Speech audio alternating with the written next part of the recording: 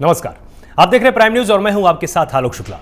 कुंभ का यह दूसरा अटैक कितना खतरनाक है, इस बात का अंदाजा आंकड़ों से आप लगा लीजिए कि लगातार तीसरे दिन 2 लाख से ज्यादा नए केस सामने आए हैं और ये केस तब आए हैं जब पाबंदियों को पहले के मुकाबले कहीं ज्यादा सख्त किया गया है।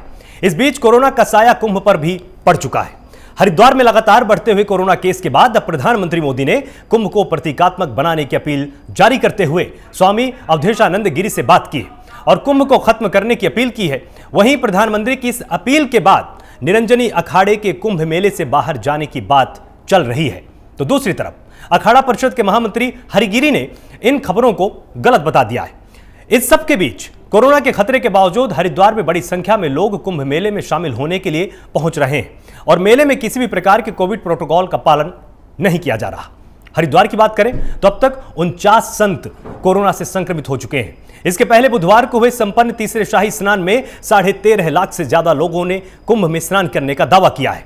अब सोचिए कि इन 13.5 लाख लोगों में से कितने लोगों की जान खतरे में है और कुंभ के जरिए कोरोना संक्रमण कहां कहां फैल सकता है, इस बात का अंदाजा भी एक बार लगा लीजिए। ऐसे में सवाल उठता है कि आस्था के मुकाबले जिंदगी की कोई कीमत है या नहीं, क्योंकि यहां दांव पर जान लगी हुई है। तो इसी सवाल के इर्द गिर्द आज की हमारी अगले 1 घंटे की बहस होगी। कुंभ पर कोरोना का अटैक जिस तरह से हुआ है उस वक्त देश का हाल क्या है। लगातार हम आपको दिखा रहे हैं कि 1,23,000 से ज्यादा लोग रिकवर हुए हैं, लेकिन इससे कहीं ज्यादा बीमार हो रहे हैं। देश में अगर हम बात करेंगे कोरोना संक्रमण की तो 2,34,692 नए मामले सामने आए हैं। ये देश के ताजा हालात हैं। 24 घंटे के अंदर कोरोना से 1,341 लोगों की मौत हो चुकी है और अब तक कुल की मौत करें तो 1,75,000 से ज्यादा लोग काल के गाल में समा चुके हैं। तब आप लोग अंदाजा लगाइए कि हम किन विकट परिस्थितियों से इस वक्त गुजर रहे हैं और अभी भी 16,79,000 से ज्यादा एक्टिव केस हैं जो कि कोरोना के लगातार बने हुए हैं। पूरे देश में इमरजेंसी जैसे हालात हैं और इसीलिए प्राइम न्यूज आपको हर सेकंड लगातार अलार्म की तरह आगाह कर रहा है कि अब तो संभल जाइए, अब तो अपने आप को घर में कैद कर लीजिए, सेल्फ लॉकडाउन लगा दीजिए खुद के ऊपर, क्योंकि अगर सरकार आपके ऊपर कठोर पाबंदियां लागू नहीं कर रही तो ये हम सब की जिम्मेदारी है कि हम खुद को घर में कैद कर लें। कोरोना का साया कुंभ पर कैसा रहा? 80 से ज्यादा यहां पर लोग बीमार हुए। संतों के बीच में जूना, निरंजनी और आह्वान अखाड़ा के 9 संत पॉजिटिव पाए गए। सन्यासी और बैरागी शिविरों में 50 से ज्यादा संत संक्रमित पाए गए हैं। तो ये कुंभ पर भी है। 24 घंटे में हरिद्वार में 600 के करीब कोरोना संक्रमितों की पुष्टि हो चुकी है। तो आप समझिए कि आप सब कितने बड़े खतरे के बीच में हैं। कुंभ मेला क्षेत्र से 100 से ज्यादा कोरोना संक्रमित मिल चुके हैं। 1 से 15 अप्रैल के बीच मेला क्षेत्र में 1,218 लोग पॉजिटिव पाए गए हैं जो कि मेले में शामिल हुए थे। 500 से ज्यादा साधु संतों की रिपोर्ट अभी आने बाकी है, उनमें से भी कुछ लोग जरूर पॉजिटिव निकलेंगे। 20,110 सैंपल की कोरोना रिपोर्ट अभी भी आनी है, उनमें से भी तमाम लोग पॉजिटिव निकल सकते हैं। पीएम मोदी ने संत अवधेशानंद गिरी से बातचीत की है और कुंभ को प्रतीकात्मक बनाने की उन्होंने अपील की है और इसके बाद संतों ने भी अपना रुख हालांकि यहां पर साफ नहीं किया है कि वो कुंभ को तुरंत समाप्त करने की तरफ हैं या नहीं है, क्योंकि आज वो तारीख है जब तमाम अखाड़ों ने यह दावा किया था कि 17 अप्रैल के बाद हम कुंभ को सीमित कर देंगे, कुंभ को हम अपनी तरफ से समाप्त कर देंगे। कुछ अखाड़ों ने यह भी प्रक्रिया दिखाई थी कैमरे के सामने कि देखिए अब हम यहां पर लोगों को कड़ी खिला रहे हैं। एक तरह से यह कुंभ का समापन माना जाता है जब हम संतों का इसमें सम्मान करते हैं और उनको दान दक्षिणा देकर हम उनके जो गृह जनपद होते हैं उनकी तरफ रवाना कर देते हैं। लगातार हमने आपको देश के हाल भी बताए। यहां पर आज जो सबसे बड़ी बात सुर्खियों में रही वो ये रही कि प्रधानमंत्री ने खुद फोन करके अपील की है संतों से कि अब कुंभ को आप प्रतीकात्मक बना दीजिए। मतलब सरकार की मंशा बिल्कुल साफ है कि जो महामंडलेश्वर हैं वो प्रतीक के स्वरूप जाकर कुंभ का शाही स्नान करें। तो एक तरह से ये मान लिया जाता है कि जब महामंडलेश्वर ने जाकर स्नान कर लिया है तो जो उनके शिष्य हैं, जो उनके चेले हैं, जो जनता है उसने भी स्नान कर लिया है। तो परंपरा को थोड़ा सा प्रतीकात्मक बनाते हुए, क्योंकि कोरोना महामारी का दौर है, आपदा का समय है, पूरा देश संकट में है और कहीं इस कुंभ मेले को सेलिब्रेट करने के चक्कर में पूरा का पूरा देश संक्रमण की चपेट में ना आ जाए, क्योंकि तमाम रिपोर्ट्स, तमाम डॉक्टर्स, तमाम वैज्ञानिक साफ कर चुके हैं कि सबसे बड़ा जरिया अगर कोरोना के फैलने का कुछ है तो वो पानी होता है। पानी में सबसे तेजी के साथ कोरोना फैलता है और लगभग तमाम ऐसी रिपोर्ट्स में साफ हो चुका है कि 3 से 4 हफ्ते तक कोरोना वायरस पानी में जिंदा रहता है। तो अब आप अंदाजा लगाइए, अगर कोरोना संक्रमित जाकर स्नान कर रहा है उसके जरिए कोरोना वायरस कहां कहां तक पहुंच सकता है। इन 4 हफ्तों के दौरान, मतलब 25 से 28 दिन के दौरान हरिद्वार का पानी किन किन शहरों से होकर गुजरेगा और वहां पर कितने सारे लोगों को संक्रमित कर सकता है, तो आप खुद एक बार अंदाजा लगाइए कितना बड़ा संकट है। आज हम इसी पर बहस करेंगे। हमारे साथ नेहा शालिनी दुआ होंगी, प्रवक्ता बीजेपी से अभिषेक वाजपेयी होंगे, प्रवक्ता कांग्रेस हैं चक्रपाणी महाराज हमारे साथ जुड़ेंगे, राष्ट्रीय अध्यक्ष हैं हिंदू महासभा के। यहां पर हम धर्म की भी बात उनसे पूछेंगे और साथ ही आस्था को केंद्र में रखकर किस तरह के एहतियात बरतने की जरूरत है, यह भी हम चक्रपाणी महाराज से यहां पर जरूर समझने की कोशिश करेंगे। डॉक्टर दवीलाल हेल्थ एक्सपर्ट के तौर पर हमारे साथ होंगे और साथ ही प्रेम शंकर सिंह जी हमारे साथ होंगे, सीनियर एग्जीक्यूटिव एडिटर हैं प्राइम न्यूज के। आप सभी मेहमानों का बहुत बहुत स्वागत है। तो सबसे पहले प्रेम जी मैं आपके पास आना चाहूंगा। सबसे पहले हम एक बार समझ लेते हैं कि जो बहस आज हमने रखी है इसका मुख्य फोकस क्या है, ताकि जनता भी समझ पाए कि कुंभ, कोरोना और इसका अटैक, इन तीनों को एक साथ समझने की जरूरत हमें आज क्यों है। जिस तरह से आलोक हम बात कर रहे हैं, लगातार कोरोना के आंकड़े जिस तरह से बढ़ रहे हैं, कोरोना का अटैक जिस तरह से भारत में हुआ है उससे लोग बड़ा परेशान हैं और ये समस्या बहुत बड़ी है जी। सवाल अब उठने लगा था कि इस पूरे एपिसोड में जो कुंभ हो रहा है हरिद्वार में, क्या उस कुंभ पर अब रोक लगा दिया जाए, क्योंकि वहां पर लाखों श्रद्धालु आ रहे हैं, साधु संत पहुंच रहे हैं और उनके आने से कहीं कोरोना संक्रमण और तो नहीं फैलेगा। बातें हो रही थी, राज्य सरकार के स्तर पर भी हो रही थी, मीडिया में भी ये बातें उठ रही थी, साधु संत भी ये बात कर रहे थे और 3 दिन पहले ऐसी खबरें आई कि अब लगता है कि जो कुंभ है वो अंत की ओर है या इसका अंत कर दिया जाए।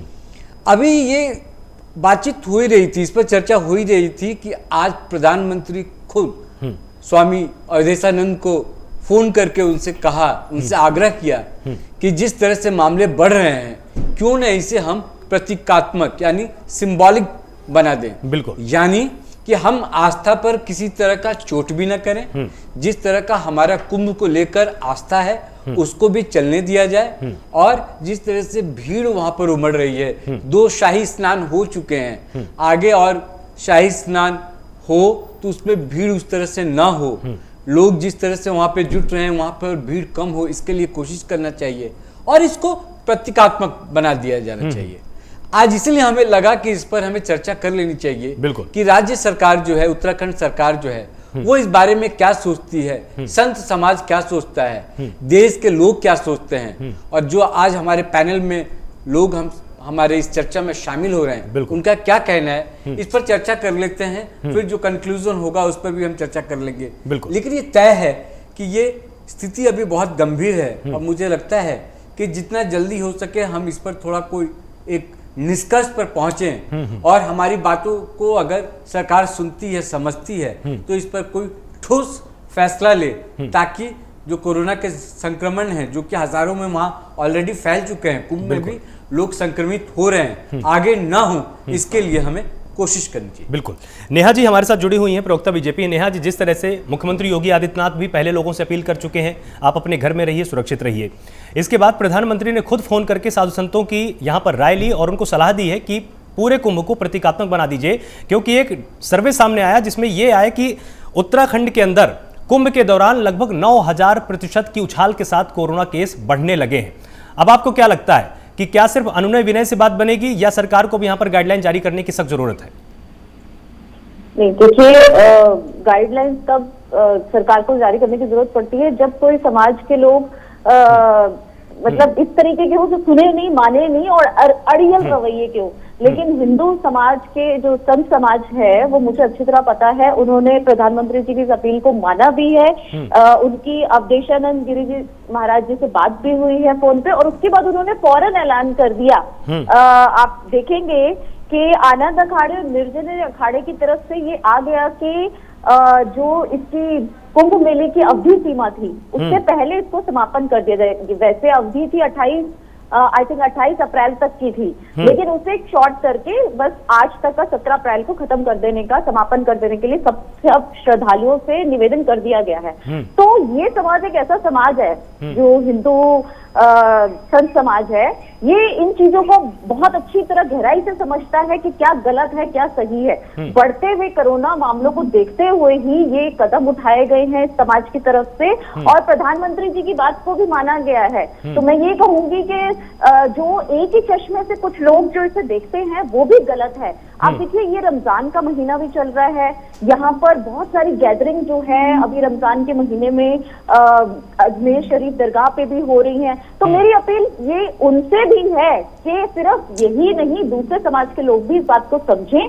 और ऐसी गैदरिंग करना बंद करें, क्योंकि कोविड सिर्फ हिंदू समाज ही नहीं, हर कोई मतलब जो भी जहाँ ज्यादा गैदरिंग होगी अब यही है ना, देखिए समस्या नेहा जी, समस्या यही है, ट्रैक से भटकते बहुत जल्दी हैं आप लोग। यहाँ पर पूरी दुनिया देख रही है कि कुंभ में 9000%, आप समझ रही हैं, 9000% की उछाल देखी गई है। बिल्कुल सही कह रहे हैं। तो इसीलिए अवधि सीमा से पहले बंद भी कर दिया गया। आप ये भी देखिए, इस पे भी आपको मानना पड़ेगा कि हाँ सरकार ने भी कदम उठाया और साधु संत समाज ने भी कदम उठाया। लेकिन मेरी अपील है कि सिर्फ एक चश्मे से नहीं देखे ना, दोनों तरफ से देखिए। अगर कहीं और ऐसा किया जा रहा है और तब वहाँ कोविड केसेस बढ़ते और फिर जाके कहीं मीडिया नहीं, तो चलिए चश्मे से देखने की बात ही नहीं है। चलिए नेहा जी ठीक है, अब मैं इस सवाल को थोड़ा सा अब मैं चेंज कर देता हूं। अब आप मुझे एक चीज का जवाब दीजिए, कोचिंग इंस्टीट्यूट को बंद करने से पहले, किसी भी शैक्षणिक संस्थान को बंद करने से पहले, किसी भी मॉल को बंद करने से पहले, जिम को बंद करने से पहले, ट्रांसपोर्ट संसाधनों को बंद करने से पहले आपने पूछा था क्या उनसे? उनको तो आपने सीधे सीधे बोल दिया ना कि अब आज के बाद आप लोग एक्टिव नहीं रहेंगे। साधु संतों से ही बार बार फिर ये चीज क्यों पूछी जाती है? तब फिर संविधान कानून कहाँ जाता है? पूछी जा रही, उन्हें बताया गया और उन्होंने खुद ही कदम उठाया है। उन्होंने खुद ही स्वीकारा कि हाँ 2 शाही स्नान हो चुके हैं और अब आगे हम नहीं करेंगे, बंद कर दिया। अब बताइए, हमने तो कोई ऑर्डर या कुछ ऐसा दिया ही नहीं उनको। यही मैं आपसे पूछ रहा हूँ कि साधु संत भी हमारे भारतीय समाज का हिस्सा ही है, उनके ऊपर भी वही कानून लागू है। बिल्कुल लागू है, पर जो कौम खुद ही मान रही हो, जो साधु संत समाज खुद ही मान रहा हो अपने कम करने के लिए कि कोरोना केसेस बढ़ रहे हैं तो हम शाही स्नान नहीं करेंगे, तो आप कैसे कह सकते हैं कि सरकार जबरदस्ती उनके सिर पे बंदूक चलाएगी? तो गलत बात हुई। जबरदस्ती वाली यहाँ पर बात ही नहीं है, जबरदस्ती वाली तो बात ही नहीं है ना। महामारी का एक एक्ट बनाया गया है ना भारत सरकार द्वारा, भारत सरकार ने ही महामारी का एक एक्ट बना रखा है ना। बिल्कुल, तो उसे सबको फॉलो करना चाहिए। साधु संत समाज भी कर रहे हैं। देखिए अभी उत्तराखंड में 1 महीने पहले के केसेस आप देख लीजिए, चलिए 15 दिन पहले के केसेस देख लीजिए। 15 दिन पहले बहुत कम केसेस थे और जब ये रजिस्ट्रेशन हुआ कुंभ में आने का, ये पिछले 1.5-2 महीने से प्रक्रिया चल रही है, तो लोगों ने पहले से रजिस्ट्रेशन करवा रखा था, लेकिन एकदम सेकेंड वेव आई और एकदम से ही लोग उसकी चपेट में आना शुरू हो गए। मैं इस बात को मानती हूँ कि यहाँ पर थोड़ा सा लापरवाही नहीं की गई, लेकिन हाँ जिन लोगों ने लापरवाही की उसका खामियाजा भी भुगतना पड़ा और जल्द से जल्द साधु संत समाज इस बात को समझ गया, उन्होंने शाही स्नान बंद कर दिया और प्रधानमंत्री जी ने भी उनसे अपील की कि आप ये बंद कर देंगे तो अच्छा है कि सारी जगह जो ये इस तरीके से जो कोरोना फैल रहा है उसमें हमें मदद मिलेगी, और उन्होंने बात मानी और कर भी दिया। अब मेरा कहने का मतलब है कि हर किसी को ये बात समझनी चाहिए, सिर्फ साधु संत समाज ही नहीं, बाकी भी सबको समझनी चाहिए और कोविड के टाइम पर किसी भी तरह की गैदरिंग नहीं करनी चाहिए। ये मेरी जनता से अपील है। आपकी ही बात को खत्म करते हुए सीधे मैं अभिषेक जी के पास जाता हूं। अभिषेक जी, आपने इनकी सारी बातों को सुना, आप इनकी बातों से कितने सहमत हैं? मैं यहाँ पर प्रश्न मैं आपसे पूछूंगा ही नहीं, आप इनकी बातों से कितने सहमत हैं? देखिए, सबसे पहले तो मैं आपके चैनल के माध्यम से जो लोग भी कोरोना से पीड़ित है और जिन लोगों ने अपने परिवार के सदस्य को खोया है, मैं प्रभु से प्रार्थना करूंगा उनको शक्ति प्रदान करे और जो लोग कोरोना से पीड़ित हैं वो जल्द से जल्द स्वस्थ हों। और साथ में ये भी कहना चाहूंगा कि साधु संतों को मेरा सादर प्रणाम है, उनकी सोच को प्रणाम है कि जो उन्होंने किसी अपील के पहले वो जाग गए। और प्रधानमंत्री जी के लिए तो सिर्फ इतना कहूंगा कि बड़ी देर कर दी मेहरबान आते आते। आप किसी चीज को कह रहे हैं, वो साधु संत हमारे समाज के जो हैं बड़े बुजुर्ग जो हमारा मार्गदर्शन करते हैं, उन लोगों ने पहले ही प्रधानमंत्री जी के कहने से पहले ही इस पहल पे चल पड़े। नंबर 1। नंबर दूसरी चीज, प्रधानमंत्री जी को कहना था तो जो रैलियों में है उनके बारे में भी कहते, उनके जो भारतीय जनता पार्टी के लोग जाकर के रैलियों में प्रचार कर रहे हैं जहाँ पे शायद कोरोना नहीं होता है क्योंकि वो सरकार में बिना मास्क के घूमते हैं, तो उनके बारे में भी बताना चाहिए था। कोविड टेस्ट कितने लोगों ने कराया उसके बारे में भी बताना चाहिए था। कोरोना के संबंध में कोई राजनीति नहीं होनी चाहिए। क्या भारतीय जनता पार्टी का कार्यकर्ता, क्या देश का कार्यकर्ता, देश का हर एक व्यक्ति एक कार्यकर्ता है क्योंकि वो देश को आगे बढ़ाता है। हमारा अपना मानना ये है। और जैसे अभी भारतीय जनता पार्टी के प्रवक्ता कह रहे, आपको याद होगा कुछ दिन पहले हरिद्वार के आईजी ने कहा था कि हम किसी भी गाइडलाइन का पालन नहीं करा सकते हैं, न ही हम पालन करा पाएंगे। आप ये समझ किसने कहा लीजिए था? कि कब कहा सरकार था? की क्या गाइडलाइन कब कहा था? कब कहा था? हरिद्वार के आईजी ने कहा था। क्या नाम है उनका? मैं आईजी का नाम तो मिस कर रहा हूँ, लेकिन मैं बता दूंगा बाकायदा पेपर आपको में। लगता है कि आईजी जैसे But पद पर ऐसा बैठा हुआ कोई व्यक्ति इस तरह का गैर गैर जिम्मेदार बयान देगा? दिया है तो लगता है आपको कि इंस्पेक्टर जनरल के पद पर बैठा हुआ कोई व्यक्ति, इंस्पेक्टर जनरल के पद पर बैठा हुआ कोई व्यक्ति इस तरह का बयान दे सकता है? ऐसा अगर किसी ने बयान दिया तो मैं अगर आपको चाहिए होगा तो मैं आपको दे दूंगा। मेरे पास रखवाली हुआ है, मुझे वापस निकालना ठीक पड़ेगा। है, आप ये बयान जरूर प्राइम न्यूज के पास आप एक बार भेजिएगा। मैं बिल्कुल भेजूंगा, मैं बिल्कुल भेजूंगा। बाकायदा सोशल मीडिया में भी ये बात चली थी। और दूसरी बात, सबसे बड़ी चीज देखिए ये है कि सरकार की प्राथमिकता होती है व्यक्ति विशेष की नहीं होती है, हर एक वर्ग के लिए होती है, चाहे वो साधु संत हो, चाहे किसी भी वर्ग से ताल्लुक रखते हुए। उनकी जिम्मेदारी बढ़ती है कि जहां पे दवाइयां नहीं है उनको दवाइयां प्रोवाइड की जाए, और जहां पे टेस्टिंग नहीं हो पा रही है, क्योंकि 3 चीज जो सबसे इम्पोर्टेंट है उनको लेकर के आगे बढ़े। तो जब टेस्टिंग होगी तभी वास्तविकता हमें पता चलेगी। अगर लोग, मैं आपको उत्तर प्रदेश की बात बता रहा हूँ, लखनऊ की बात बता रहा हूँ, मैं रोज कम से कम 2-3 लोगों आप के लिए जरा वोट कुंभ फाइट के कर मेले रहा पर ही रहिए, लखनऊ मत जाइए, ठीक है। यहीं पे रहिए। ठीक है, अभिषेक जी एक सेकंड, अभिषेक जी एक सेकंड, नेहा जी एक सेकंड, नेहा जी एक सेकंड, नेहा जी एक सेकंड, अभिषेक जी एक सेकंड, सुनिए रुकिए। ठीक है नेहा जी, ठीक है, नेहा जी एक सेकंड ना, अभिषेक जी एक नहीं, सेकंड, आप तो अभी पश्चिम बंगाल चले जाएंगे। अरे ठीक है ना, पूरा हिंदुस्तान का भ्रमण पश्चिम बंगाल भी घूम लेंगे, क्या है उसमें हर्ज क्या है, देश का हिस्सा है। एक सेकंड रुकिए ना, नेहा जी एक सेकंड, नेहा जी एक सेकंड, नेहा जी सुन लीजिए पहले आप, नेहा जी एक सेकंड, नेहा जी एक सेकंड, आप रुकिए ना एक सेकंड। अरे आप बोलती रहेंगी, फिर वो बोलते रहेंगे, फिर वो बोलते रहेंगे, फिर आप बोलती रहेंगी, चर्चा तो फिर हो ही नहीं पाएगी ना इस तरह में। एक सेकंड रुकिए, आप दोनों रुकिए। चक्रपाणी महाराज हमारे साथ जुड़े हुए हैं, बहुत बहुत स्वागत है आपका प्राइम न्यूज पर। चक्रपाणी महाराज, जिस तरह से लगातार प्रश्न अब उठने लगा है आस्था पर, और आस्था पर प्रश्न इसलिए उठा है क्योंकि जो जिम्मेदारी साधु संतों को, एक संबुद्ध प्रवर्ग को यहां पर निभानी चाहिए थी, वो नहीं निभाई गई। अभी भी कुछ ऐसे साधु संत हैं जो लगातार कैमरे पर आकर बोल रहे हैं कि नहीं, कुंभ दैवीय होता है, इसकी एक निश्चित तिथि होती है, इसका एक निश्चित नक्षत्र होता है, ये तो चलता रहेगा। आप ऐसे साधु संतों से यहां पर क्या अपील करना चाहेंगे और लोगों को आप यहां पर क्या संदेश देना चाहेंगे? देखिए, आप लोग इस बात को समझना जरूरी है, जो सबसे पहले प्रेम शंकर जी ने बहुत अच्छी तरीके से कहा और चिंता जो जाहिर थी, और उसकी कैसे उसके निराकरण किया जाए, उससे एक कंक्लूजन लाया जाए इस डिबेट के माध्यम से। निश्चित रूप से देखिए, कोरोना एक महामारी है, लेकिन इस बात को समझना बहुत जरूरी है कि हम ऐसा ना कि कोरोना महामारी को, जो नेहा जी ने जो बात कही बिल्कुल सही, कि एक पक्षीय दिखा दिया जाए, ये दिखा दिया जाए कि लगता है कि जो कुंभ हो रहा है उसके वजह से सिर्फ कोरोना फैल गया। सवाल इस बात का है कि हमें दृष्टि खोल के देखनी पड़ेगी, हमें देखनी पड़ेगी। ऐसा नहीं कि कुंभ चल रहा है तो उससे जो क्योंकि देखो, वृक्ष को बहु न फल बसे, नदी में संचय नहीं, परमारथ के कार्य साधु गया करी। कुंभ का जो आयोजन होता है 2 दिन 4 दिन तो नहीं हो रहा है, ये पौराणिक काल से चले आ रहा है, हजारों वर्ष से चला आ रहा है, और इसका मूल उद्देश्य ही होता है कि जन कल्याण। इसका मूल उद्देश्य होता है विश्व की कल्याण, विश्व कल्याण की कामना से होती है। तो इसमें संत तो सवाल ही नहीं कि कोई हट करने वाला है। आप देखिए, वाले ही सबसे पहले ही जो अखाड़े के एक संत भी बेचारे नहीं रहे और कई लोग संक्रमित है, और संत समाज में अखाड़ों में जो हजारों वर्ष से चला आ रहा है उसको सबसे पहले विदा कर दिया, कुछ लोगों ने आगे बढ़ करके किया। प्रधानमंत्री जी ने तो देखो अपनी जिम्मेदारी को करते हुए निर्वहन करके अवधेशानंद जी महाराज को फोन किया, और संत समाज भी उसको स्वीकार कर रहा है। एक तो देश की जो प्रधानमंत्री की चिंता है, वो संत समाज की भी चिंता है, सब एक है। लेकिन अब हमें एक इस बात को देना पड़ेगा कि हमें दृष्टि में रखनी पड़ेगी, जो जी ने कहा, ऐसा नहीं कि दूसरे समुदाय के लोग कुछ अपने मजहब के नाम पे करें और भीड़ इकट्ठे करें, उनके तो छोड़ दें, और बाकी कुंभ को हम इतना विवादित कर दें कि बस ये लगे कि कोरोना कुंभ के कारण ही आया। अगर 50-100% मिलता है तो निश्चित रूप से हमें इस चीज से बचना होगा। संत समाज तो, हमारी संतों की परंपरा हमेशा त्याग की परंपरा रही, चाहे दधीची को देखो, हड्डी दान कर दिया मानवता की सेवा के लिए। तो संत समाज को सबसे पहले अपनी हजारों साल पुरानी परंपरा को भी संक्षिप्त करने में बिल्कुल अग्रणी रहेंगे। प्रधानमंत्री जी के आह्वान को देश के जन कल्याण के लिए निश्चित रूप से उस परंपरा के लिए वो तो हरिद्वार से काफी लोग चल चुके हैं, काफी लोग अपने अपने स्थान पे गंतव्य से जा रहे हैं, कई अखाड़ों में कड़ी खिला करके उनकी विदाई हो रही है और अपने आप अब लोग आस्थे पे जा रहे हैं और जो आह्वान लोगों के भक्त है वो भी नहीं जाएंगे।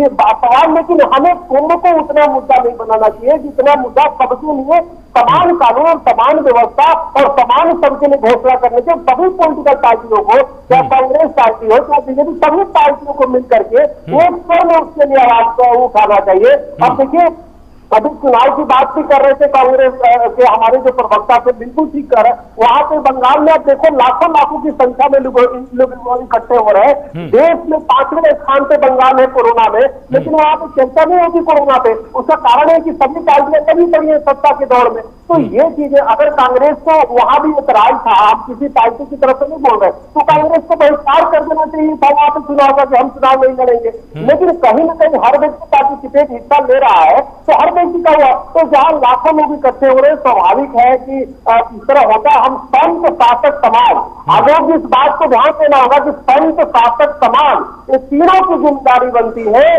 कि इस कोरोना वैश्विक महामारी से हम लड़े और एक दूसरे का सहयोग करें, इसमें रीझ नहीं करें। वही तो मैंने आपसे प्रश्न पूछा चक्रपाणी महाराज, वही तो मैंने आपसे प्रश्न पूछा कि इस तरह से फिर हम कैसे लड़ेंगे?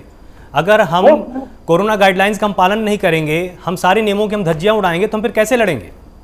बिल्कुल नहीं, बिल्कुल। अगर जो धज्जियां उड़ाता है उसके लिए कानून है, धज्जियां बिल्कुल नहीं उड़ानी चाहिए और किसी को उड़ाने का अधिकार भी नहीं है, क्योंकि ये बात मानवता की है। अब ये बात सवाल नहीं कि एक आदमी को कोरोना हो गया उससे तो फैलता है ना, तो इसलिए हमें जो भी सरकार की गाइडलाइन है, जो भी है, उसको हम वो करें। संत खुद भी और संत समाज तो इसमें सबसे आगे रहता है। हिंदू सनातनी तो अपने सबसे ज्यादा गाइडलाइन फॉलो करता है। तो इस बात को समझना होगा आलोक जी की कहीं भी हिंदू सनातन धर्मी संत कहीं भी अपनी हठ धार्मिकता नहीं दिखाएंगे। दो चार को छोड़ दिया गया, हर जगह अपवाद कुछ हो जाते हैं, अगर ऐसे जैसे आपने बताया कुछ कर रहे हैं तो अभी कुछ नहीं कह रहेंगे। हम सब लोग उसका बिल्कुल वो करते हैं जो प्रधानमंत्री जी ने घोषणा किया कि संक्षिप्त कुंभ का, उसका हम लोगों ने भी समर्थन किया। आज हमने भी अपनी जारी किया हिंदू महासभा और संत महासभा की तरफ जो भी। प्रेम जी आपसे यहाँ पर एक प्रश्न पूछना चाहते हैं। प्रेम जी आपसे यहाँ पर एक प्रश्न। चक्रपाणी जी, मैं वही कह रहा था, नेहा जी ने भी शुरुआत में कहा, आप भी कह रहे थे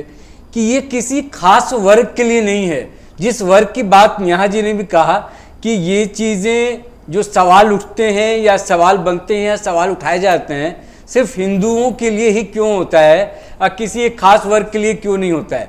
बात वर्ग के लिए नहीं है, किसी धर्म के लिए नहीं है। अगर वहाँ भी ये गलतियाँ हो रही हैं, वहाँ भी अगर किसी तरह की पाबंदियाँ नहीं हो रही हैं और धज्जियां उड़ाई जा रही हैं कानून के और कोरोना प्रोटोकॉल के, तो वो भी गलत है।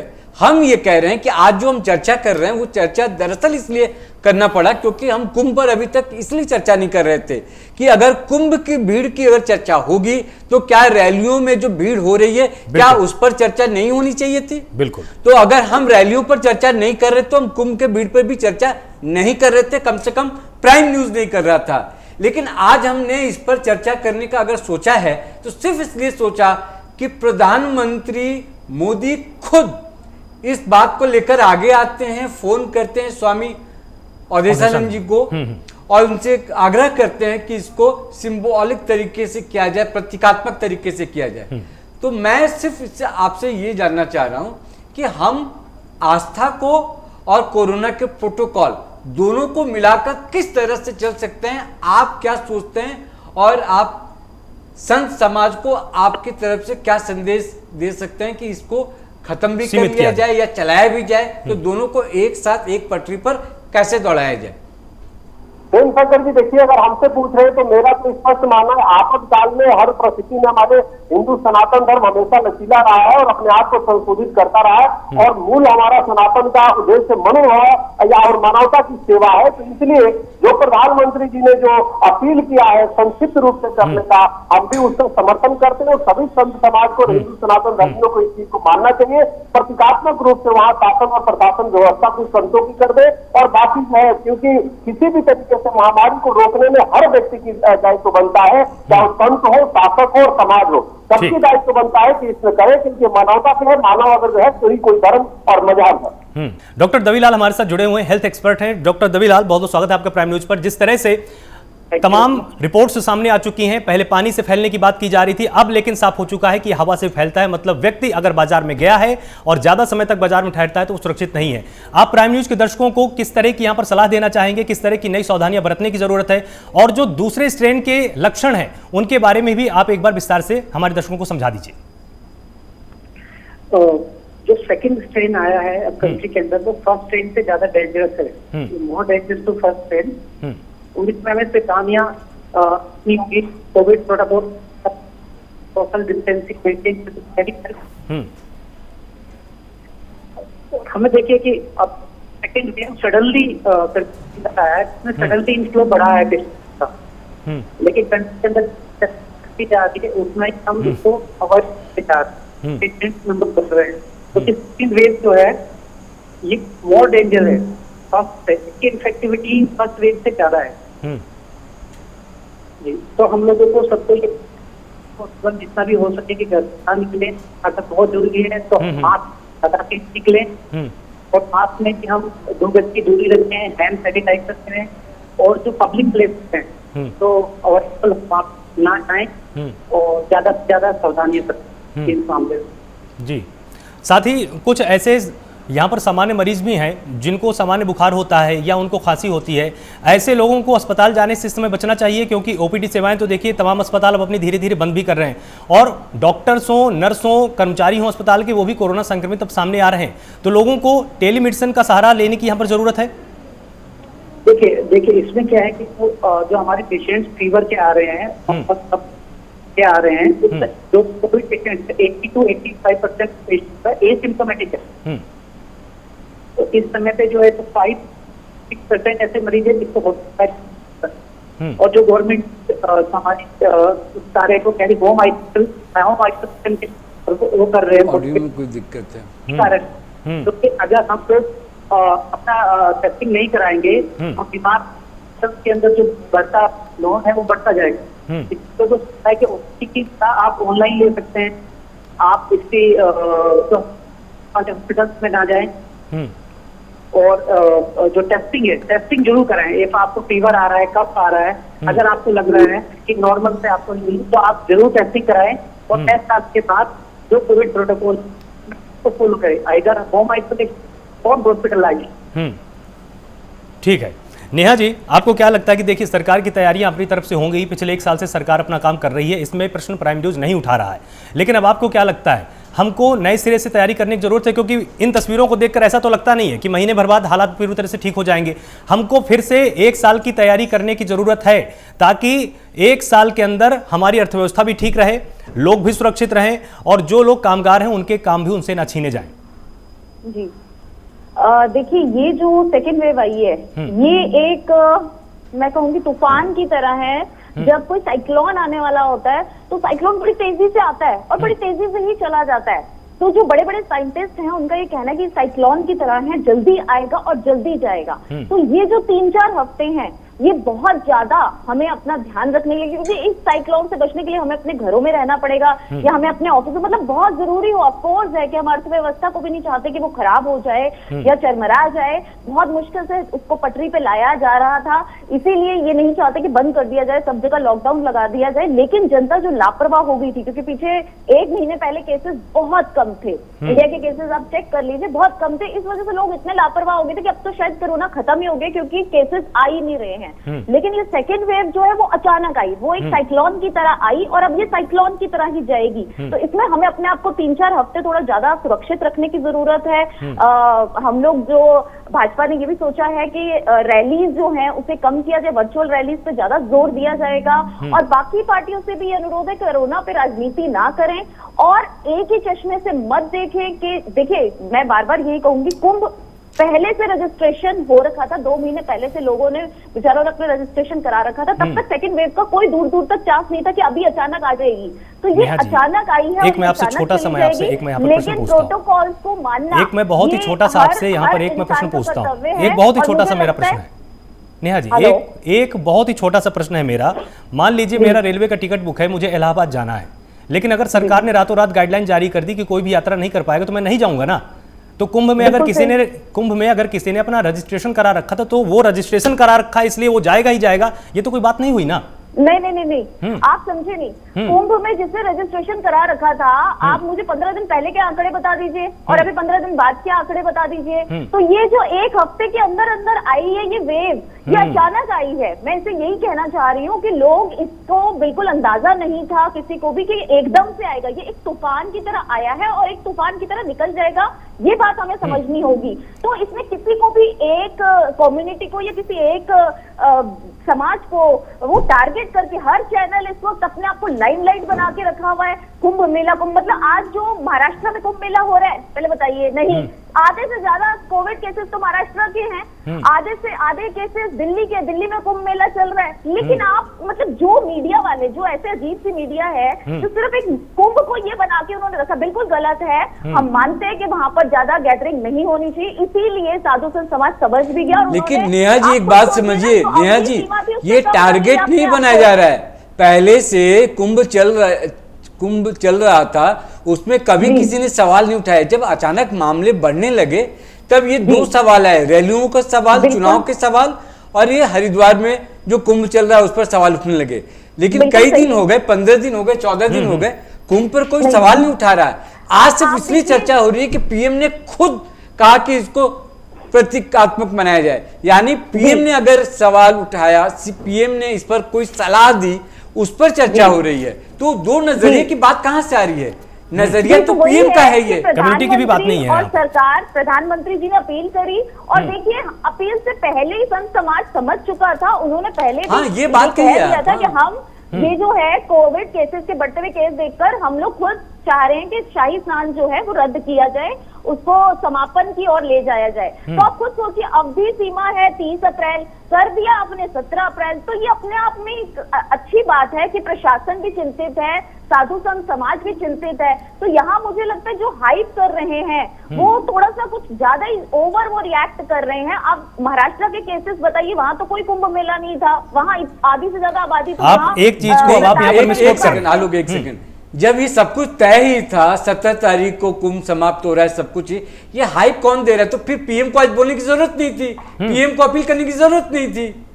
हाइप कौन दे रहा है? जब सबको पता था कि आज खत्म हो रहा है नेहा जी, तो पीएम ने आज ये आग्रह क्यों किया, अपील क्यों किया? 30 अप्रैल को खत्म हो रहा था। प्रधानमंत्री जी ने वही तो अपील कल करी है, लेकिन ये अपील इसलिए की गई कि भी और आगे स्नान को हो सके तो इसे बड़ा से प्रतीकात्मक बना के रखिए, प्रतीक बना के रखिए कि हमने मतलब हम आस्था का सवाल है तो बस एक प्रतीक के तौर पे कि आपके जो बड़े बड़े साधु हैं वो जाके स्नान करें। डिवोटीज यही सोचे कि हमारे गुरुओं ने कर लिया, मतलब महामंडलेश्वर के लिए तो ये करा गया है। लेकिन आप देखिए 28 अप्रैल से पहले ही खत्म कर दिया गया, 17 पे ही खत्म कर दी गई। तो ये अपने आप में बहुत बड़ी बात है कि ये बात समझी गई है, साधु संत समाज के द्वारा भी समझी गई। और हम अगर प्रधानमंत्री जी ने अपील करी है तो उन्होंने माना भी है, ऐसे नहीं कि अड़ गए। कुछ चीजें फिर आपकी नजर से यहाँ पर छूट गई नेहा जी, मुझे लगता है।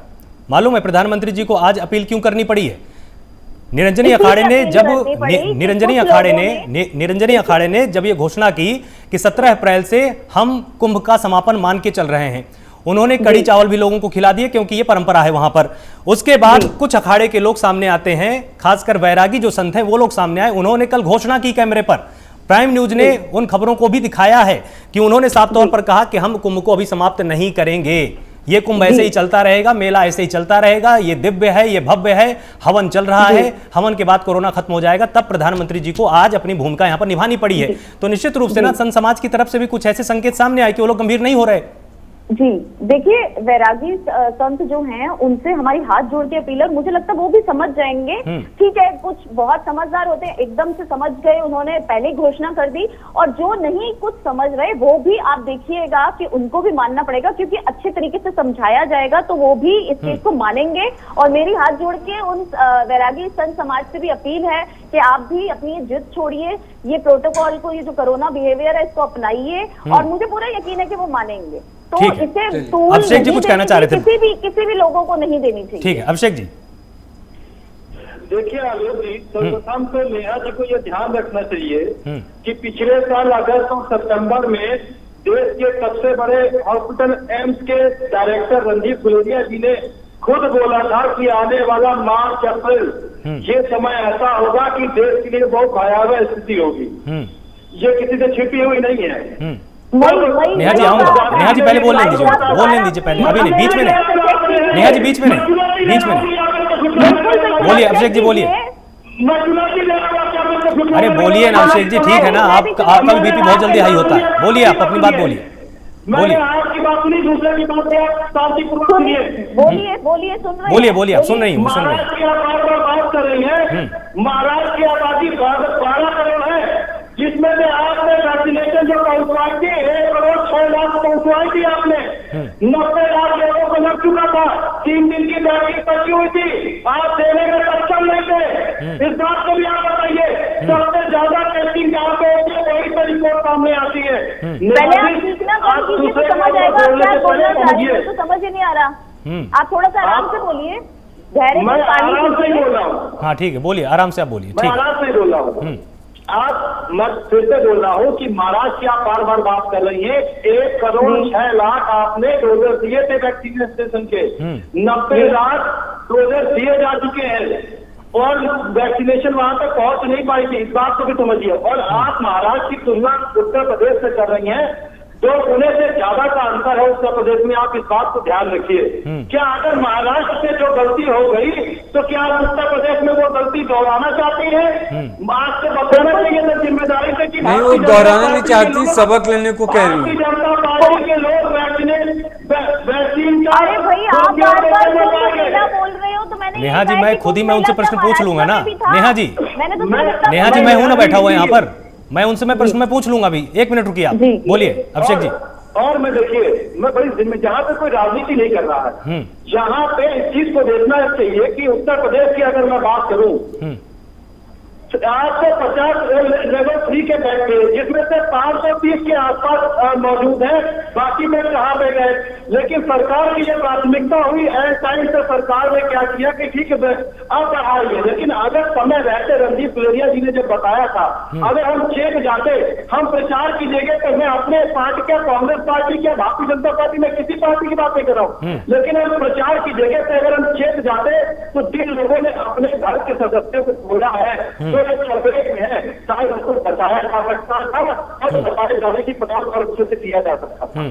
मेरा कहना कुछ इतना है, आप किसी को ऊपर आरोप नहीं लगाइए। सब समाज में जो किया अच्छा किया, जो समाज रह गए हैं वो भी उस चीज को समापन करने की कोशिश करेंगे। मैं हर तरह से ये अपील कर रहा हूँ, ये समय राजनीति का नहीं है, ये समय हमारे राष्ट्र के बीच सामंजस्य बना करके आखिर हम कमियां उनको पूरा करने के लिए होगी। कौन राजनीति कर रहा है? कौन कर रहा है बताइए? राजनीति तो आप कर रहे हैं। आपको क्या मतलब है कि हम? ठीक है, मैं प्रश्न मैं यहाँ पर पूछ लेता हूँ। एक सेकंड नेहा जी, नेहा जी एक सेकंड। अभिषेक जी, एक छोटा सा आपसे प्रश्न है, संत समाज से आप यहाँ पर आग्रह सीधे तौर पर यहाँ पर करेंगे कि कुंभ का समापन जल्द से जल्द कर दिया जाए? मैं हर एक व्यक्ति से कहूंगा कि जो लोग भी जैसे प्रतीकात्मक की बात है, बिल्कुल मैं इस बात से सहमत हूँ कि ये चीज होना चाहिए, मैं निवेदन कर सकता हूँ। लेकिन बाकी हर कोई व्यक्ति, देखिए प्रभु ने हम सबको बनाया है, लेकिन साथ में विवेक भी दिया है। इस चीज को हमें ध्यान रखना पड़ेगा कि किसी भी वर्ष हो, चाहे कोई भी संत हो, चाहे हमारे यहाँ के संत हो, चाहे दूसरे वर्ग के संत हो, संतों का एक पैमाना होता है कि उन्होंने हमेशा देश की भलाई के लिए, लोगों की भलाई के लिए अपना जीवन त्याग दिया है। तो आज भी मैं उनसे निवेदन यही करता हूँ कि लोगों को जागरूक करने के साथ साथ आस्था का एक ऐसा सैलाब आए कि लोग उससे जागरूक हो सके। ठीक है, चक्रपाणी महाराज हमारे साथ जुड़े हुए हैं लगातार, उनके पास एक बार चलते। चक्रपाणी महाराज, जिस तरह से हमारी वैदिक सभ्यता रही है ये आप भी जानते हैं, आपने भी वैदिक धर्मशास्त्रों का आपने ठीक से अध्ययन किया होगा। जब मौरोत्तर काल आया तब एक संकल्पना आई थी भारत में, और वो आई थी आपद धर्म की, कि जब आपत्ति काल हो तब धर्म का पालन करना बिल्कुल भी जरूरी नहीं है। जब ये छूट हमारे भारतीय समाज में ही है, सनातन परंपरा में है, तो क्या इस महामारी के दौर में संतों की भी जिम्मेदारी नहीं बनती है कि वो कुंभ को पूरी तरह से प्रतीकात्मक रखकर महामंडलेश्वर जाएं, स्नान करें, उनके शिष्य भी पूरी तरह से वो एक तरह से मोक्ष की प्राप्ति कर लेंगे और जो जनता है वो भी मोक्ष की प्राप्ति कर लेगी। प्रतीकात्मक बनाने की सख्त जरूरत है कि नहीं? आलोक जी, मैंने ये बात पहले ही बोली थी कि निश्चित रूप से आपातकाल में इस तरह की व्यवस्थाएं हैं और निश्चित रूप से की जानी चाहिए, और मानवता के हित के लिए ही कोई भी हमारी परंपरा है, और मानवता के हित से आवश्यकता पड़ने से उसको संक्षिप्त भी किया जा सकता है और इसको संक्षिप्त किया जाना चाहिए और होगा भी। लेकिन सबसे बड़ी दुख की बात एक बात और है, जिस प्रकार से कुंभ को मामला बनाया जा रहा है, हो हल्ला मचाया जा रहा है, और कई चैनलों ने तो ऐसा किया, जो नेहा जी बता रहे बिल्कुल सही बोल रही है, कई चैनलों पे मैंने देखा, मैं खुद डिबेट में उसको तबलीगी जमात से जोड़ने का प्रयास किया जा रहा है, जो बहुत ही निंदनीय है, क्योंकि तबलीगी जमात अधिकतर विदेश से आकर के और सिप करके कर रहे थे और फूक रहे थे और फैलाने का काम कर रहे थे। यहाँ तो संत जो विश्व कल्याण की राह रखते हैं, और जिस समय जो ये कुंभ शुरू हुआ उस समय बिल्कुल बहुत कम कोरोना से लहरों उठे, जैसे एक बार जो तूफान की तरह आया है तो पता चला कितना हो गया, उसमें भी अखाड़ों ने तुरंत विद्राव किया, कई अखाड़ों ने स्वयं प्रधानमंत्री जी ने तो कल अभी वो किया, उनसे अपील किया संतों से, लेकिन वो तो पहले ही उन्होंने दूसरा कर दिया। तो देखो आपातकाल में संत समाज खुद आगे बढ़ करके इसको लेता है, क्योंकि जानता है कि समाज और राष्ट्र सबसे सर्वोपरि है, हमारा विश्व कल्याण की जो भावना सनातन धर्म। चक्रपाणी महाराज हमारे साथ महंत योगेश पुरी जुड़े हुए हैं, धर्म गुरु हैं। बहुत बहुत स्वागत है आपका प्राइम न्यूज पर। सबसे पहले हम आपसे समझना चाहेंगे कि जिस तरह से कोरोना की महामारी की परिस्थिति से पूरा देश गुजर रहा है, कुंभ पर तमाम तरह के प्रश्न उठाए जा रहे हैं, आप पूरे देश को अपने माध्यम से क्या संदेश देना चाहेंगे?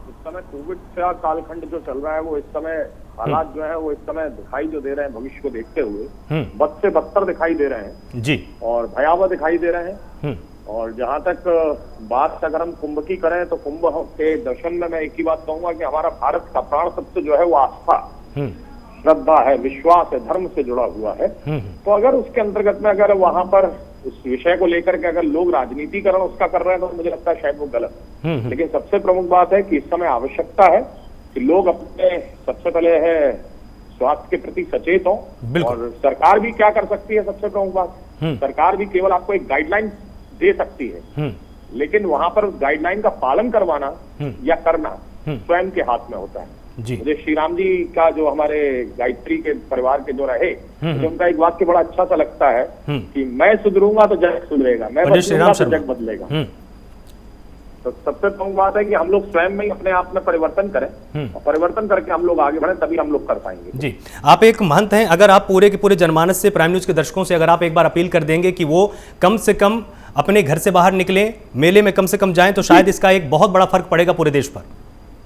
जी जी जी, देखिए आज के समय में धर्मगुरु अपना कार्य कर ही रहे हैं। सबसे प्रमुख बात है, आगरा शहर में भी हम लोगों ने, सभी हमारे जितने भी धर्मगुरु लोग हैं, सबने एक साथ मिल करके जो है वैक्सीन लगवाई है, और उसके अंतर्गत में भी हम लोग कर ही रहे हैं। और यहाँ तक सबसे प्रमुख बात, हमारे आचार्य महामंडलेश्वर इत्यादि जो है, अभी निरंजनी अखाड़े ने अपना वहां से शिविर समेटना शुरू किया है, अपनी सारी व्यवस्था वगैरह कर रहे हैं। वो भी एक संकेत दे सकते हैं, संदेश दे सकते हैं, लेकिन उन संदेशों को ग्रहण करना जनता जनार्दन के हाथ में होता है। तो हमारा ये ध्येय यही है कि आज के समय में आवश्यक यही है कि भाई आप सभी लोग और हम सभी लोग बच के चलें, क्योंकि सबसे प्रमुख बात है, जीवन रहेगा तभी हम लोग धर्म का भी पालन कर पाएंगे। तो इसी के अंतर्गत में यही है कि हम सभी लोग उन सरकार की दी गई गाइडलाइन, और मेरा एक निवेदन आपके चैनल के माध्यम से, प्राइम न्यूज के माध्यम से, मैं एक बात और रखना चाहूंगा जी, स्वागत है, कि आवश्यकता यह भी है, जो हमारे बड़े लोग हैं, जो राजनेता लोग हैं, जो हमारे महापुरुष लोग हैं, वह भी एक उदाहरण प्रस्तुत करें। वह भी उदाहरण की आज के समय में आवश्यकता है, क्योंकि महाजनों ये गता सपन था। हमारे यहाँ पर बड़ा सुंदर महाभारत के अंतर्गत में वाक्य कहा गया है कि जो पथ के ऊपर महाजन अपने महापुरुष लोग चलते हैं जी, उसी के ऊपर बाकी के अन्य लोग उनका अनुकरण करते हैं जी। तो आज आवश्यकता है एक उदाहरण प्रस्तुत करने की। आज हमारे राजनेताओं को आवश्यकता है, बड़े बड़े नेताओं को, बड़े बड़े लोगों को, बड़े बड़े महापुरुषों को आवश्यकता है उस उदाहरण को प्रस्तुत करने की। और जब वो लोग उदाहरण प्रस्तुत करेंगे, तो कहीं ना कहीं जनता जनार्दन कहीं ना कहीं उनके साथ में जुड़ेगी जी। बहुत बहुत शुक्रिया प्राइम न्यूज से बात करने के लिए, अपना पक्ष रखने के लिए और लोगों से अपील करने के लिए। तो जिस तरह से महंत जी ने भी बिल्कुल साफ तौर पर कहा कि हमको यहाँ पर संयम बरतने की जरूरत है। चक्रपाणी महाराज, आप अपनी बात कुछ पूरी कर रहे थे, पहले आप अपनी बात पूरी कर लीजिए। यही कहना है कि बिल्कुल संत समाज बिल्कुल देश के साथ है, मानवता के साथ है, और किसी भी तरीके से अगर कोई, हमें नहीं लगता प्रधानमंत्री जी ने जब अपील किया है उसके बाद और उसके पहले से लोग सचेत थे, संत समाज सचेत था, लेकिन जिस प्रकार से एक बार लहर आया, उस लहर के चपेट में बिल्कुल कोरोना कुछ प्रभावित हुआ है, कोरोना संक्रमित। और देखिए सबसे पहले कि वहां पे तो ये भी हो गया था कि जो निगेटिव रिपोर्ट के बाद वहां पे संत जा रहे थे, ऐसा भी नहीं कि कोई पॉजिटिव निगेटिव हो, पॉजिटिव आया हो कोरोना और उसके बाद जबरदस्ती कूद गया हो, तो ऐसा भी नहीं था। वो तो निगेटिव वहां पे रजिस्ट्रेशन होता था, उसके बाद वो जाते थे, और जाने के बाद जब लहर आई वो कैसे फैल गया, तो ये अलग विषय। लेकिन इसको निश्चित रूप से संत समाज फिर भी मानवता और राष्ट्र के वो देखते हुए कोरोना महामारी से, वैश्विक महामारी से लड़ने के लिए संत समाज हमेशा से आगे रहा है और आगे रहेगा, और अपने परंपराओं को जो प्राचीन चली आ रही है उसको निश्चित रूप से प्रधानमंत्री जी के अपील के बाद मानवता के हित में संक्षिप्त रूप से निश्चित रूप से करेगा। हमें आशा नहीं बल्कि पूर्ण विश्वास है। हमने अखिल भारत हिंदू महासभा और संत महासभा की तरफ से हम लोगों ने अपील किया है और काफी लोग वहां से चले आए भी, तो निश्चित रूप से ये संक्षिप्त रूप से करके और मानवता की सेवा के लिए हर व्यक्ति आगे बढ़ेगा, क्योंकि मानव सेवा सबसे बड़ी सेवा है और यही हमारा धर्म शास्त्रों का मूल है। बिल्कुल। चक्रपाणी महाराज, बात सिर्फ कुंभ की नहीं है, आगे भी बहुत सारे त्योहार आने वाले हैं। आप प्राइम न्यूज के माध्यम से हमारे दर्शकों से क्या अपील करना चाहेंगे ताकि जो भी आने वाले त्योहार हैं वो उसमें संयमित अपना व्यवहार करें, अपने परिवार को सुरक्षित रखें और पूरे समाज को सुरक्षित रखें? देखिए आलोक जी, मैं आपको बताना चाहता हूँ, पिछली बार से ही सबसे ज्यादा हिंदू सनातन धर्मियों जो नवरात्रि में आप वो क्या करते थे, जागरण का कार्यक्रम होता था, सब कुछ बंद है, रामलीला बंद है, किसी भी तरीके से रामलीला का मंचन नहीं, रावण का जो दहन होता था सब कुछ समाप्त था। देखिए कोई भी कहीं भी कोई हिंदू संगठन ने ये आंदोलन नहीं किया था, ये मांग नहीं की कि हमको किया जाए, कोई किसी ने जबरदस्ती, तो सब जानता है, क्योंकि हिंदू सनातनियों के तो खून में मानवता है, क्योंकि मानव सर्वोपरि है, राष्ट्र सर्वोपरि है। तो हम तो असुरों से लड़ते आए, हमारा हिंदू सनातन धर्म हमेशा नकारात्मक चीजों से लड़ता आया है, तो नकारात्मक चाहे वो रावण हो या नकारात्मकता का प्रतीक कोरोना हो, तो इससे लड़ने के लिए हमें जितनी चीजें हो हम अपनाएंगे, चाहे सोशल डिस्टेंसिंग हो, चाहे वो हर गाइडलाइन का पालन करेंगे, एकांतवास करेंगे, घरों में अपने अपने रहने के लिए अपील करेंगे कि हर व्यक्ति अपने अपने घरों में रहे और दूसरे लोगों की सेवा भी करे, जितना हो सके अपने को बचाते हुए अधिकतर सेवा तन से, मन से, धन से। और आपको बताना चाह रहा हूं, पिछली कोरोना काल में भी अधिकतर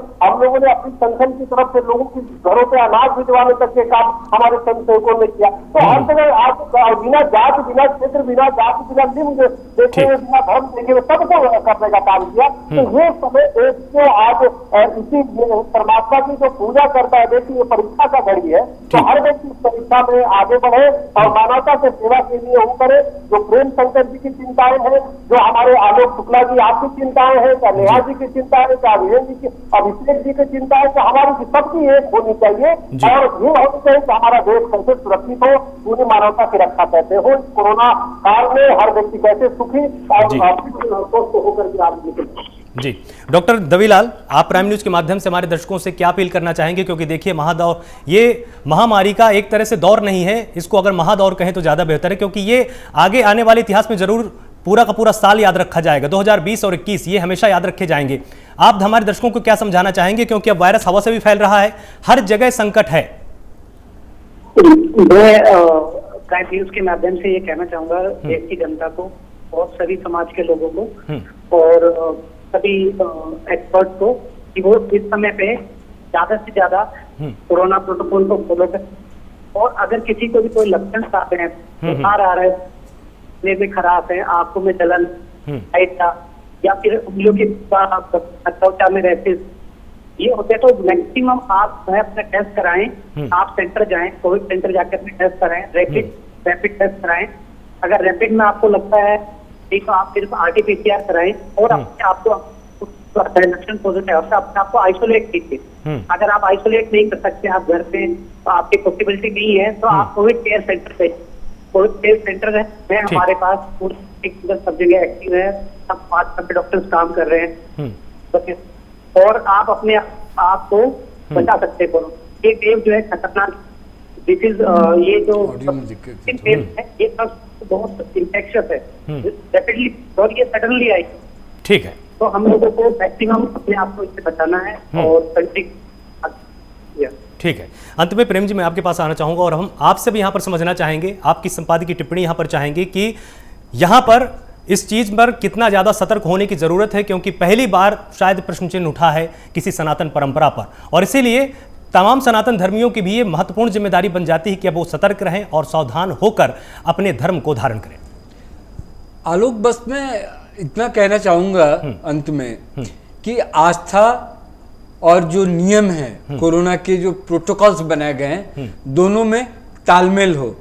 कोई भी या किसी को ऐसा न लगे कि सिर्फ हमारे आस्था पर या किसी खास वर्ग के आस्था पर सवाल उठाए जाते हैं और दूसरे वर्ग के जो लोग हैं उनके अपने रीति रिवाज हैं उन पर सवाल नहीं उठाए जाते हैं। आज प्रधानमंत्री खुद पीएम मोदी ने ये एक आग्रह किया है सनातन धर्म के लोग से, कुंभ में लगे जितने भी महंत हैं, जितने भी महामंडलेश्वर हैं, जितने भी लोग, खुद उन्होंने आग्रह किया है। तो उनके आग्रह को कम से कम माने, क्योंकि स्थिति गंभीर है, ये पीएम भी मान रहे हैं। और आस्था और कोरोना प्रोटोकॉल दोनों को, क्योंकि कोरोना टेस्ट जितने होने चाहिए तो वहां उतने हो नहीं पा रहे हैं, जो मानक वहां पे तय किए गए थे वो पूरे नहीं हो पा रहे हैं। तो शुरू में तो पता नहीं चला, लेकिन धीरे धीरे वहां कोरोना पॉजिटिव लोग निकल रहे थे। तो आने वाले समय में विस्फोट ना हो जाए, क्योंकि वहां पे लाखों श्रद्धालु जमा हो रहे थे, आ रहे थे।